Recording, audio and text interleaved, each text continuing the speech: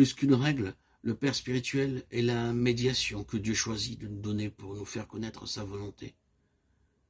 Mais que celui qui a reçu le don et la charge de la paternité spirituelle n'oublie pas d'être un évangile incarné.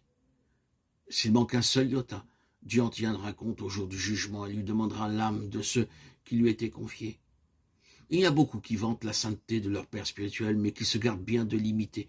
Il y en a beaucoup qui répètent sans cesse les paroles de leur père spirituel, mais qui se gardent bien de les mettre en pratique. Ils sont comme des singes, et par leurs grimaces, ils défigurent la beauté de leur père. Dans les relations avec un père spirituel, il y a deux dangers.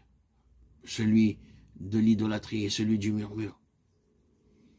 Ce n'est qu'un homme et non un Dieu, mais c'est un homme que Dieu te donne pour ta sanctification.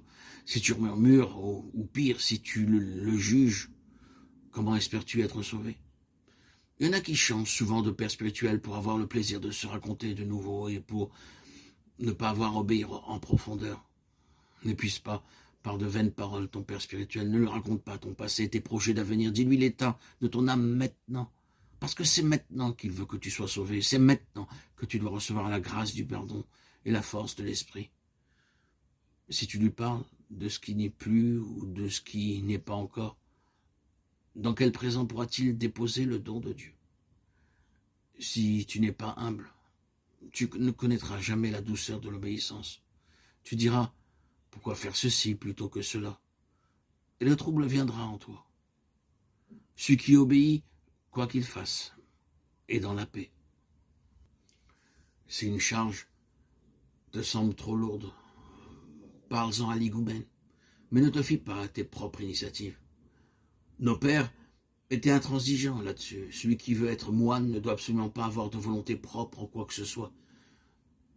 La liberté doit être guérie de toute vanité, ressembler à la liberté du Christ, qui n'a jamais fait sa propre volonté, mais seulement la volonté de son Père. Son obéissance à sa croix, l'épiphanie de son amour pour le Père.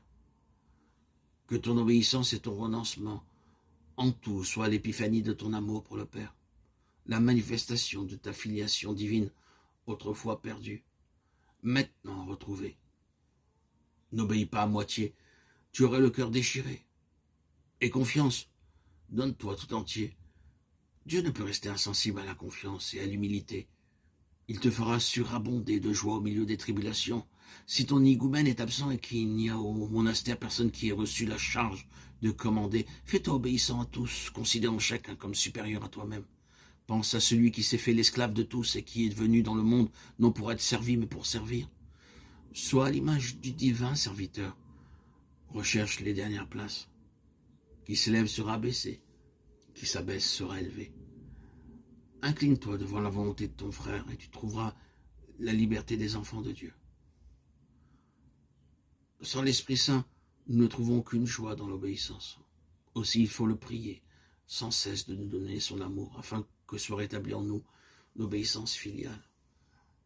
Ève est tombée pour avoir douté de la bonté du commandement de Dieu. Quand on te demande de faire quelque chose, dis-toi que c'est pour ton bien, pour ton salut, et fais ton devoir avec paix et amour.